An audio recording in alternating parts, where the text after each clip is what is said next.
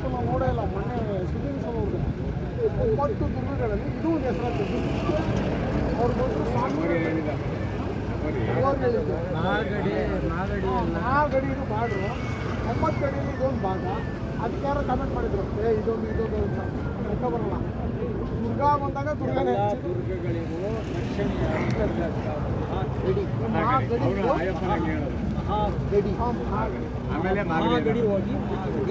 ಅದನ್ನು ಅವ್ರು ಹೇಳ್ತಾ ಇದ್ರು. ಜನರ ಕಾಮೆಂಟ್ ಮಾಡ್ತಾ ಇದ್ರು, ಹಂಗಲ್ಲ ಹಿಂಗಲ್ಲ ಅಂತ. ಗಡಿ ಲೆಕ್ಕ ತಗೊಂಡಾಗ ನಾವು ಇದನ್ನೇ ಉಪಯೋಗಿಸೋದು. ನಿಮ್ಮಲ್ಲಿ ಒಂದೇ ಒಂದು ಸಣ್ಣ ಮಾತು, ಮನೆ ಕಟ್ಟೋರು ಈಗ ಹಾಸನದಲ್ಲಿ ಎಲ್ಲ ಸ್ಲ್ಯಾಬಿಂಗ್ಗಳನ್ನ ಟಚಿಂಗ್ ಕೊಟ್ಟು ಮನೆ ಕಟ್ತಾ ಇದ್ದಾರೆ ಅಂತ. ಅದೇನು ಅಂತಂದ್ರೆ ಸಿಮೆಂಟು ಬೇಡ, ಇಟ್ಕೆನೂ ಬೇಡ ಅನ್ನಂಗೆ ಕಟ್ಟಿದ್ದು. ಚಿತ್ರದುರ್ಗ ಕೋಟೆ ಕಟ್ಟರು ಅದೇ ಥರ ಅಂತ. ಇದಕ್ಕೆಲ್ಲ ಸುಮ್ಮನೆ ತಾಮೂನು ಅಡಿಪಾಯ ಕಲ್ಲಿಗೆ ಕೊಟ್ರೆ ಇದು ಉಳಿಯಲ್ಲ.